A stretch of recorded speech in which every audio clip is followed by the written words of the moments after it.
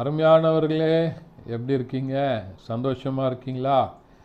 நிச்சயமாகவே நீங்கள் சந்தோஷமாக, மகிழ்ச்சியாக, ஆசீர்வாதமாக இருக்க வேண்டும் என்று சொல்லி ஆண்டவருக்குள்ளே உங்களை வாழ்த்துகின்றேன்.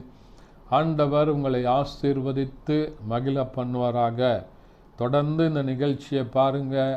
காலையில் கர்த்தருடன் என்கிறதான இந்த யூடியூப் சேனலை மற்றவர்களோடு கூட ஷேர் பண்ணுங்கள். ஆண்டவர் இதன் மூலமாக அநேகரை ஆசீர்வதிக்க உண்மையுள்ளவராக இருக்கிறார். இந்த நாளிலும் கர்த்தருடைய வார்த்தை என்ன சொல்கிறது என்று சொன்னால், யோவேல் தீர்க்கதரிசன புத்தகம் 2ஆம் அதிகாரம் அதனுடைய 23வது வார்த்தை இப்படியாய் சொல்கிறது: சீயோன் குமாரரே, உங்கள் தேவனாகிய கர்த்தருக்குள் மகிழ்ந்து களி கூறுங்கள். அவர் தக்கபடி உங்களுக்கு முன்மாரியை கொடுத்து உங்களுக்கு முன்மாரியையும் பின்மாரியையும் ஏற்கனவே வர்ஷிக்க பண்ணுவார் என்று சொல்லுகிற அருமையான தீர்க்க தரிசனமான வார்த்தைகளை பார்க்கிறோம். சீயோன் குமாரரே, உங்கள் தேவனாகிய கர்த்தருக்குள் மகிழ்ந்து களி கூறுங்கள்.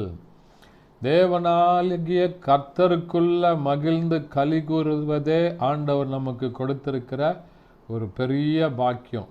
இந்த உலகத்தில் எவ்வளவோ படிப்பை கொடுத்துருக்கலாம், செல்வங்களை கொடுத்துருக்கலாம், சொத்து சுகம், இன்னும் நிறைய காரியங்களை ஆண்டவர் நமக்கு அனுபவிக்க கொடுத்துருக்கலாம்.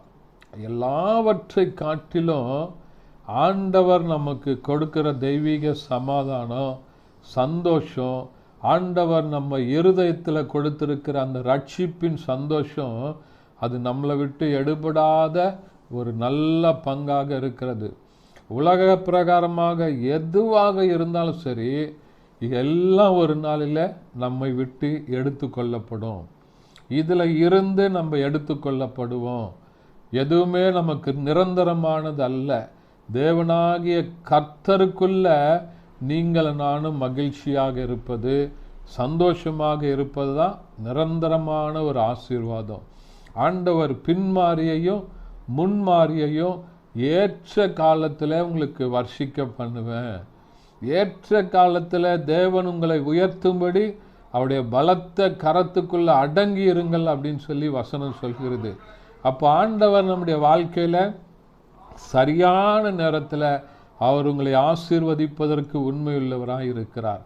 அவருக்குள்ள நீங்கள் மகிழ்ந்து களி கூர்ந்து ஒவ்வொரு நாளும் கர்த்தருடைய வார்த்தைகளை சொல்லி ஆண்டவரை மகிமைப்படுத்தி ரட்சிப்பின் சந்தோஷத்தில் ஆண்டவருக்குள்ள நீங்கள் மகிழ்ச்சியாக இருப்பதை ஆண்டவர் விரும்புகிறார். ஆகையினால கர்த்தருக்குள்ள நீங்கள் மகிழ்ச்சியாக ஒவ்வொரு நாளும் ஆண்டவர் நமக்கு கொடுத்திருக்கிற கிருபை, ஒவ்வொரு நாளையும் ஆண்டவர் கிருபையாக கொடுத்திருக்கிறார். இந்த புதிய நாளை தந்ததுக்காக ஸ்தோத்திரம்னு சொல்லி ஸ்தோத்திரம் செலுத்தி கர்த்தருடைய நாமத்தை மையப்படுத்துங்க. ஆண்டவர் ஏற்ற காலங்களிலே உங்களுடைய வாழ்க்கையில் பின்மாரியையும் முன்மாரியையும் பொழிய பண்ணி உங்களை வர்த்திக்க பண்ணி உங்களை ஆசீர்வதிப்பார். ஜெபிக்கலாமா? பரிசுத்த பிதாவே, உம்மை துதிக்கிறோம், உம்மை ஸ்தோத்தரிக்கிறோம், உம்முடைய நாமத்தை மையப்படுத்துகிறாப்பா. இந்த நாளில் கேட்ட வசனத்தின்படி கர்த்தருக்குள்ள ஆண்டவரை சீயோன் குமாரர்கள் மகிழ்ந்திருக்க பண்ணுவீராக. உடைய பிள்ளைகள் ஒவ்வொரு நாளும் ஆண்டவரே, நாங்கள் கர்த்தரை துதித்து ஸ்தோத்தரித்து உம்முடைய ரட்சிப்பின் சந்தோஷத்தில் மகிழ்ந்திருக்க கலிகூற பண்ணுங்கப்பா. இயேசுவின் நாமத்தில் பிதாவே, ஆமென். தேங்க்யூ. God bless you.